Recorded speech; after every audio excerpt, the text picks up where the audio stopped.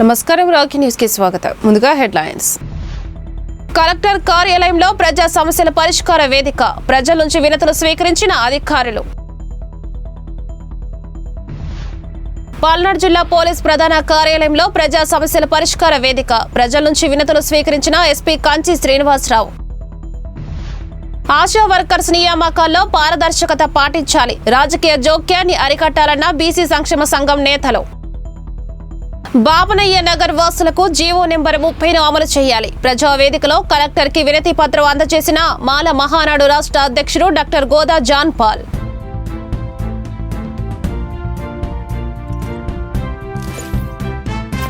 AP ప్రభుత్వం అమరావతిలో ప్రతిష్టాత్మకంగా ఏర్పాటు చేయనున్న క్వాంటమ్ వ్యాలీపై విజయవాడలో నిర్వహిస్తున్న వర్క్షాపులో ముఖ్యమంత్రి నారా చంద్రబాబు నాయుడు, మంత్రి నారా లోకేష్ ముఖ్య అతిథులుగా హాజరయ్యారు. ఐటీ, ఫార్మా, వాణిజ్య నిర్మాణ రంగాలకు చెందిన బహుళజాతి దిగ్గజ కంపెనీల ప్రతినిధులు ఈ వర్క్షాప్లో పాల్గొన్నారు. ప్రపంచ వ్యాప్తంగా క్వాంటమ్ అండ్ ఏకోసిస్టమ్ పరిస్థితిని గురించి చంద్రబాబు వివరాలు అడిగి తెలుసుకున్నారు. నరసరావుపేటలోని జిల్లా కలెక్టర్ కార్యాలయంలో ప్రజా సమస్యల పరిష్కార వేదికను నిర్వహించారు. Collector Arun Babu, joint collector Suraj Ganore, DRO Murali ప్రజల నుంచి వినతులు స్వీకరించారు. ప్రజల అర్జీలకు శాశ్వత పరిష్కారం చూపాలని జిల్లా అధికారులను కలెక్టర్ అరుణ్ బాబు ఆదేశించారు.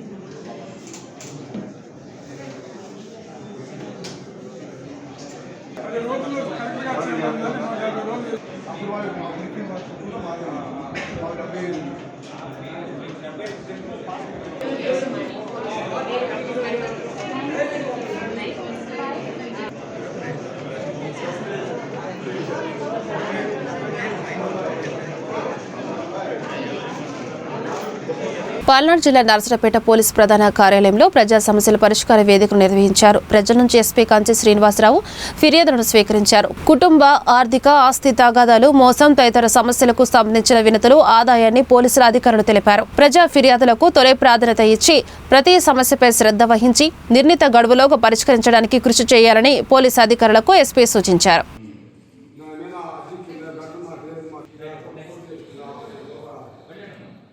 దేశ ఆర్థిక ప్రగతిలో ఆడిటర్స్ కీలక పాత్ర పోషిస్తున్నారని, ప్రభుత్వానికి పన్నుల చెల్లింపులో ప్రజలను సూచనలు చేస్తూ ఆడిటర్స్ ప్రధాన పాత్ర పోషిస్తున్నారని నరసరావుపేట ఎంపీ లావు శ్రీకృష్ణదేవరాయలు అన్నారు. గుంటూరు నగరంలోని గొట్టిపాటి కళ్యాణ మండపంలో Andhra Pradesh tax practitioners and consultancy association సర్వసభ్య వార్షిక సమావేశం నిర్వహించారు. దీనికి ముఖ్య అతిథిగా హాజరైన ఎంపీ లావు ప్రసంగించారు. గత 10 ఏళ్లలో పన్నుల చెల్లింపుదారుల శాతం గణనీయంగా పెరిగిందని, ఆడిటర్స్ సమస్యలను తమ దృష్టికి తీసుకొస్తే పరిష్కారానికి కృషి చేస్తామని ఎంపీ హామీ ఇచ్చారు. దాదాపు 10 సంవత్సరాల 2014 నుంచి 24కి ట్యాక్స్ పేయర్స్ డబుల్ అయ్యారు. 8.5 కోట్లకు వచ్చారు. జిఎస్టీ దాదాపు 22 లక్షల కోట్ల నుంచి 23 లక్షల కోట్ల దాకా రావడం జరిగింది. ఇవన్నీ కూడా దాదాపు 90% అబౌవ్ డిజిటేషన్, అంటే కంప్యూటర్ పైన చేయవలసిన అవసరం వస్తాం. దీనికి చాలా ఎక్కువ మంది మీ దగ్గర ఎవరైతే వచ్చి చేయించుకుంటారో ట్యాక్సేషన్ కానీ జిఎస్టీ కానీ వారికి కంప్యూటర్ దానిపైన అవగాహన ఉండదు. అదన్నీ అనుసంధానం చేయవలసిన అవసరం మీరు వారికి, అలాగే ట్యాక్స్ ఎవరైతే కలెక్ట్ చేస్తా ఉన్నారో వారికి మధ్య అనుసంధానంగా ఉండి ఎటువంటి ఇబ్బంది లేకుండా ఇవన్నీ చేస్తాం. అందుకని you are doing great service to the nation. Panchayati Raj వ్యవస్థను కూటమి ప్రభుత్వం నిర్వీర్యం చేసిందని, కేంద్ర ప్రభుత్వం విడుదల చేసిన 1150 కోట్ల రూపాయల నిధులను పంచాయతీలకు చెల్లించాలని వైఎస్ఆర్సీపీ నేతలు డిమాండ్ చేశారు. నరసరావుపేటలోని పల్నాడు జిల్లా కలెక్టర్ కార్యాలయంలో వైఎస్ఆర్సీపీ నాయకులు ప్రజా సమస్యల పరిష్కార వేదికలో అధికారులకు వినతి పత్రం అందజేశారు. గ్రేడ్ 1 పంచాయతీ కార్యదర్శులకు వెంటనే పోస్టింగ్లు ఇవ్వాలని, ఉపాధి హామీ పథకం పనుల్లో క్షేత్ర సహాయకులు పాల్పడిన అవినీతిపై విచారణ చేయించాలని కోరారు. మాజీ ఎమ్మెల్యే గోపిరెడ్డి శ్రీనివాసరెడ్డి, పల్నాడు జిల్లా పంచాయతీరాజ్ విభాగ అధ్యక్షుడు లక్ష్మీనారాయణ, రాష్ట్ర పంచాయతీరాజ్ విభాగ ప్రధాన కార్యదర్శి చక్రారెడ్డి తదితరులు పాల్గొన్నారు. ఈ రాష్ట్రంలో కూటమి ప్రభుత్వం ఏర్పడిన దగ్గర నుంచి కూడా పంచాయతీరాజ్ విభాగం అంటే గ్రామ పంచాయతీలకు సంబంధించి, ఎంపీటీసీలకు సంబంధించి ఏదైతే గ్రామాల్లో ఇబ్బందులు జరుగుతున్నాయో, సమస్యలు ఉన్నాయో దాని మీద కలెక్టర్ గారిని కలిసి రిప్రజెంటేషన్ ఇచ్చే కార్యక్రమం చేశాం. ముఖ్యంగా మొట్టమొదటిది ఎన్ఆర్జీఎస్ పనుల్లో జరుగుతున్న అవినీతిపై విచారణ జరిపించాలి వెంటనే అని చెప్పి ఈరోజు మేము డిమాండ్ చేస్తున్నాం వైఎస్ఆర్ కాంగ్రెస్ పార్టీ తరఫున. ఎందుకంటే ఎన్ఆర్జీఎస్ కూలీలను పిలుస్తున్నారు, వాళ్ళకి మీకు సగం మాకు సగం అని ఫీల్డ్ అసిస్టెంట్లు ఎక్కడా కూడా వాళ్ళకు వచ్చే డైలీ వేతనం ఏదైతే 300 రూపాయలు ఉందో ఈరోజు కేంద్ర ప్రభుత్వం ప్రకటించిన 300 రూపాయలు ఇవ్వకుండా 150 రూపాయలే ఇస్తాం మీకు, 150 రూపాయలు మాకని చెప్పి ఫీల్డ్ అసిస్టెంట్లు ప్రతి గ్రామంలో కూడా చాలా గ్రామాల్లో ఇబ్బంది పెట్టే కార్యక్రమం చేస్తూ ఉన్నారు. కూలీలు ఇవాళ వాళ్ళకి జీవనోపాధి లేక కేంద్ర ప్రభుత్వం ఏ కారణం చేత ఈ ఎన్ఆర్జీఎస్ పథకం పెట్టిందో దాని యొక్క లక్ష్యాలని ఈరోజు నీరుగార్చే కార్యక్రమం చేస్తున్నారు. చిలకలూరుపేట నియోజకవర్గంలోని గంగన్నపాలెం, కోమటినేని వారిపాలెం, గోవిందపురం రైతులు నరసరావుపేటలోని జిల్లా కలెక్టర్ కార్యాలయంలో వినతి పత్రం అందజేశారు. నకరికల్లు, చీరాల, ఓడరేవు జాతీయ రహదారి విస్తరణ అభివృద్ధి పనుల కోసం సేకరించనున్న భూమికి ఎకరం ధర 45,98,000 రూపాయలుందని, అయితే ఈ ఏడాది ఏప్రిల్ 25న జారీ చేసిన రిక్వెస్ట్ నెంబర్ 875 ప్రకారం ఎకరం విలువ 96,80,000 రూపాయలుగా నిర్ణయించారన్నారు. ఎకరానికి 25 లక్షల విలువ ప్రకారం గ్రామ రెవెన్యూ అధికారి నోటీసులు ఇస్తున్నారని ఆవేదన వ్యక్తం చేశారు. ఉన్నత అధికారులతో పాటు శాసనసభ్యులు విన్నపాన్ని ఆలకించాలని, తమ భూములను పరిశీలించి న్యాయం చేయాలని కలెక్టర్ని కోరారు. నా పేరు నాగమల్లేశ్వరరావు అండి, కోమటినేని గంగనపాలెం గ్రామం మాది. ఓడరేవు నగరికల్లు రోడ్డు విస్తరణలో భాగంగా మా పొలం కొంచెం పోతున్నది. మాకు R&B రోడ్డుగా ఆనుకొని మిడిల్లో మా ఊరు 2 రోజుల మధ్యలో ఉండగా బైపాస్ వేస్తున్నారు. మా భూములన్నీ గ్రామ కంటకానికి ఆనుకొని నివేశ స్థలాలకు అనుకూలంగా ఉన్నవి. ఇది గవర్నమెంట్ వాల్యుయేషన్ ప్రకారం తక్కువగా ఉందని చెప్పి మాకు తక్కువ రేటు కట్టి ఇచ్చారు. మేము సెంటుకు 1,00,000 రూపాయల కాడికి కావాలని చెప్పి అడుగుతున్నాము. కలెక్టర్ గారికి యాక్టివేటర్ కింద కాగితం పెట్టుకోవడానికి వచ్చాం. ఎంఆర్ఓ గారు, కలెక్టర్ గారు విజిట్ చేసి గ్రామానికి అనుకూలంగా ఉన్నవి కొన్ని 696 సర్వే నెంబర్లో ఇల్లు ఉంది, ఆల్రెడీ కరెంటు పోల్స్ ఉంది, అవన్నీ కొంచెం గమనించి మాకు తగిన న్యాయం చేస్తారని కోరుకుంటున్నాం. కుమారు, గంగనపాలెం, కోమటినేని వారిపాలెం, గోవిందపురం రైతులు, నేషనల్ హైవే 167 తాలూకు మా భూముల విలువ గవర్నమెంట్ వాల్యుయేషను 5 లక్షల పరిహారంతో ఇస్తామని డిమాండ్ నోటీసు ఇష్యూ చేశారు. దాన్ని మేము తిరస్కరించడం జరిగింది. మా భూములు మొత్తం గ్రామ కంఠంలో అడుగుల వాల్యూలో 2016లోనే సెంటు 1,00,000 రూపాయల వాల్యుయేషన్ ప్రకారం ఎన్ఏ రిజిస్టర్ జరిగి ఉంది. దాన్ని పరిగణలోకి తీసుకొని మేము ఆ విధంగా మా 3 గ్రామాల రైతులకు 7 ఎకరాల 15 సెంట్లు భూమి మాది పోయింది. దానికి సెంటు 1,00,000 రూపాయల వాల్యుయేషన్ ప్రకారం ఇవ్వమని కలెక్టర్ గారికి అర్జీ మనవి పత్రం విన్నవించుకున్నాము. తగు న్యాయం చేయగలరని ప్రార్థిస్తున్నాము. పల్నాడు జిల్లా దరసరపేట బాపనయ్య నగర వాసులు జీవో నెంబర్ 30కు అర్హులైనప్పటికీ దాన్ని అమలు చేసేందుకు అభ్యంతరం ఏమిటని మాల మహానాడు రాష్ట్ర అధ్యక్షుడు డాక్టర్ గోదా జాన్పాల్ ప్రశ్నించారు. జిల్లా కలెక్టర్ కార్యాలయంలో నిర్వహించిన ప్రజా సమస్యల పరిష్కార వేదికలో మాల మహానాడు రాష్ట్ర అధ్యక్షుడు గోదా జాన్పాల్ బాపనయ్య నగర్ నివాసితులతో కలిసి అధికారులకు వినతి పత్రం అందజేశారు. బాపనయ్య నగర్ గుడిసె వాసులకు కూటమి ప్రభుత్వం నివేశన హక్కులు కల్పించాలని ఆయన డిమాండ్ చేశారు. పేద ప్రజల భవిష్యత్తు, జీవనోపాధిని దృష్టిలో పెట్టుకుని అర్హులైన లబ్ధిదారులకు పట్టాలు జారీ చేయాలని ప్రభుత్వాన్ని ఆయన కోరారు. ఈ కార్యక్రమంలో వెంకటేశ్వర్లు, నాగేశ్వర్లు. 30 ఏళ్ల నుంచి బాపనయ్య నగర్లో 12వ వార్డులో మేము నివాసం ఉంటున్నాము. మాకు ఎటువంటి న్యాయం జరగట్లేదు. ఇవాళ రోజున సోమవారం స్పందన ఉందని చెప్పని వచ్చి అర్జీ పెట్టుకున్నాము. మేము ఖాళీ ప్లేసు పెంచరేసి మరీ న్యాయం చేస్తున్నారు. వాటి గురించి అయితే చర్చలు వస్తున్నాయి, కానీ మేము ఉంటున్న నివాసానికి మాత్రం న్యాయం అనేది జరగట్లేదు. కమిషనర్ గారు, కలెక్టర్ గారు మాకు దయించి మీరు న్యాయం చేస్తారని చెప్పానని మాట్లాడుతున్నాము. మాకు ఏదైనా కానీ 35 ఏళ్ళ నుంచి మేము ఉంటున్నాము. మాకు పట్టాలు ఇప్పించాలని కోరుకుంటున్నాము. ఈరోజు పల్నాడు జిల్లా నరసరావుపేట పట్టణం 12వ వార్డు బాపనయ్య నగర్లో గత 30 సంవత్సరాల పైబడి ఆ ప్రాంతంలో ఉండబడేటటువంటి సర్వే నెంబర్ 282/7 సర్వే నెంబర్లో సుమారు 150 కుటుంబాలకు పైగా పేదలు, వారిలో ప్రధానంగా ఎస్సీ, ఎస్టీ, బీసీ మైనార్టీలకు సంబంధించినటువంటి వ్యక్తులు నివాసం ఉంటా ఉన్నారు.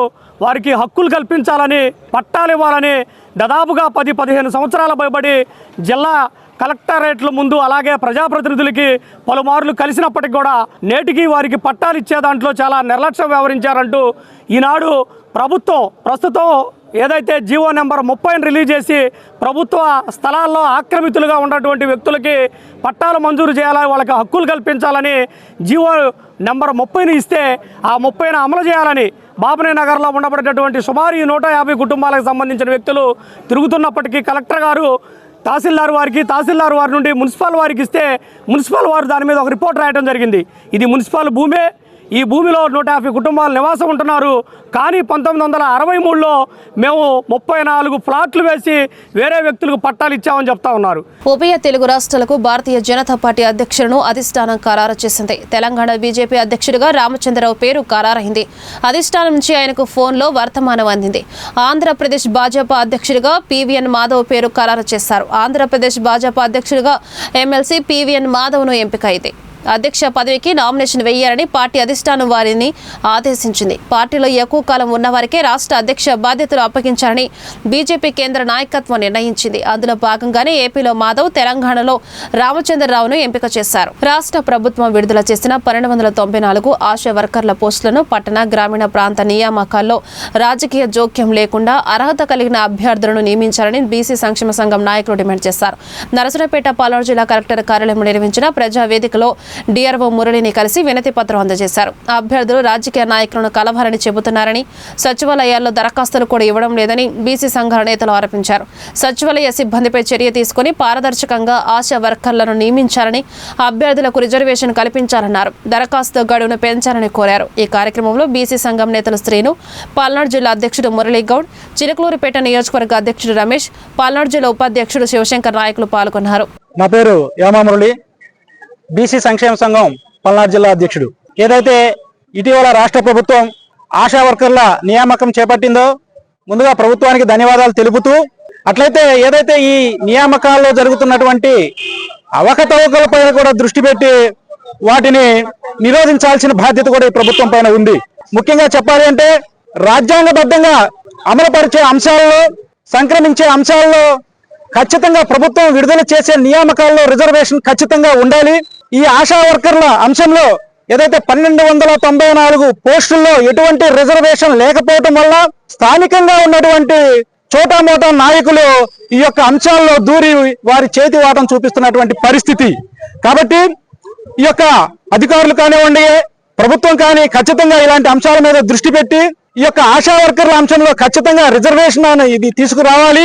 అదేవిధంగా ఏదైతే రాజకీయ జోక్యాలు పూర్తి స్థాయిలో నిరోధించేసి ఈ యొక్క సామాజిక వర్గాలకి న్యాయం చేసే విధంగా ఈ యొక్క ప్రభుత్వాలు, అధికారులు చర్యలు తీసుకుంటారని చెప్పేసి, అందులో భాగంగా ఈ యొక్క అంశాలని ఈ యొక్క కలెక్టర్ గారికి విన్నవించడానికి బీసీ సంక్షేమ సంఘం ఆధ్వర్యంలో ఈ రోజు రావడం జరిగింది. కేంద్ర రాష్ట్ర ప్రభుత్వాలు అనుసరిస్తున్న ప్రజా, కార్మిక, రైతాంగ వ్యతిరేక విధానాలకు వ్యతిరేకంగా జూలై 9న నిర్వహించనున్న దేశవ్యాప్త సార్వత్రిక సమ్మెను విజయవంతం చేయాలని ఏఐటీయూసీ జిల్లా ప్రధాన కార్యదర్శి కాశా రాంబాబు కోరారు. నరసరావుపేట పట్టణం చిలకలూరుపేట రోడ్లోని పూజిత రైస్ మిల్లు వద్ద కార్మికులందరికీ కరపత్రాలు, సమ్మె నోటీసులు అందజేశారు. ఈ కార్యక్రమంలో ఏఐటీయూసీ కార్యనిర్వహణ అధ్యక్షుడు ఉప్పాలపాటి రంగయ్య, కార్యదర్శి సత్యనారాయణ రాజు, అంజిరెడ్డి, సిపిఐ పట్టణ కార్యదర్శి చినజాన్ సైదా తదితరులు పాల్గొన్నారు. బెంగళూరు నుంచి గుంటూరుకి జూన్ 28న అక్రమంగా డ్రగ్స్ రవాణా చేస్తున్న ముఠాలోని 3వ నిందితుడు కారసాని శివ ప్రసాద్ రెడ్డిని చిలకలూరుపేట మండలం బుప్పిడి అడ్డరోడ్డు వద్ద చిలకలూరుపేట గ్రామీణ పోలీసులు అరెస్టు చేశారు.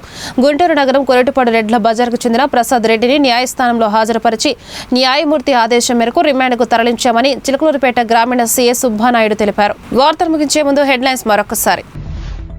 కలెక్టర్ కార్యాలయంలో ప్రజా సమస్యల పరిష్కార వేదిక, ప్రజల నుంచి వినతులు స్వీకరించిన అధికారులు. పల్నాడు జిల్లా పోలీస్ ప్రధాన కార్యాలయంలో ప్రజా సమస్యల పరిష్కార వేదిక, ప్రజల నుంచి వినతులు స్వీకరించిన ఎస్పీ కంచి శ్రీనివాసరావు. ఆశా వర్కర్స్ నియామకాల్లో పారదర్శకత పాటించాలి, రాజకీయ జోక్యాన్ని అరికట్టాలన్న బీసీ సంక్షేమ సంఘం నేతలు. బాపనయ్య నగర్ వాసులకు జీవో నెంబర్ 30ను అమలు చేయాలి, ప్రజావేదికలో కలెక్టర్ కి వినతి పత్రం అందజేసిన మాల మహానాడు రాష్ట్ర అధ్యక్షుడు డాక్టర్ గోదా జాన్ పాల్. ఈ వార్తలు ఇంతటితో సమాప్తం. మరో బులెటిన్లో మళ్ళీ కలుద్దాం. అంతవరకు సెలవు. నమస్కారం.